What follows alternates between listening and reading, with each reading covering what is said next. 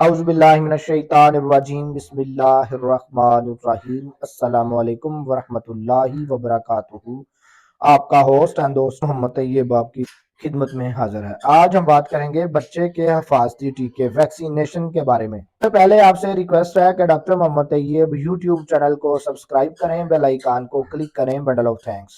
بچے کو لگائے جانے والے حفاظتی ٹیکے ان کو مختلف امراض جن کے ٹیکے لگائے جاتے ہیں ان سے بچاتے ہیں، بصورت دیگر مرض کے حملہ کی صورت میں معذوری یا زندگی کا خاتمہ ہو سکتا ہے۔ بچے کو عام طور پر پولیو، خسرہ، کالی کھانسی، تشنج، ٹیٹنس اور حناق کے حفاظتی ٹیکے لگائے جاتے ہیں۔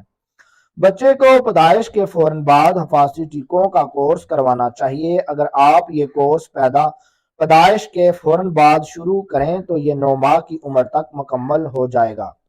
ان کی تفصیل ہم آپ کو چارٹ کے ذریعے شیئر کرتے ہیں کہ پیدائش کے فوراً بعد بی سی جی اور پولیو پیدائشی خوراک، 1.5 ماہ بعد پولیو پہلی ڈی پی ٹی پہلا ایچ بی وی اور پہلا، 2.5 ماہ بعد پولیو دوسرا ڈی پی ٹی دوسرا ایچ بی وی دوسرا، 3.5 ماہ بعد پولیو تیسرا ڈی پی ٹی تیسرا ایچ بی وی تیسرا، اور 9 ماہ بعد خسرے کا ہم انجیکشن لگا سکتے ہیں۔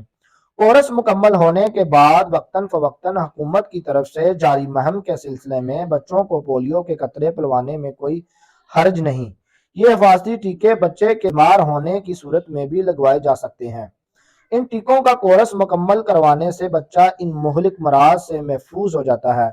پہلے 6 ماہ امراض سے بچاؤ کے ٹیکے لگائے جاتے ہیں۔ ان میں 7واں ہیپاٹائٹس کی ایچ بی وی ویکسین کے ٹیکے کا اضافہ کر دیا جاتا ہے۔ بہت شکریہ ہمارا یوٹیوب چینل دیکھنے کے لیے۔ ڈاکٹر محمد طیب کو اجازت دیجیے۔ اللہ حافظ۔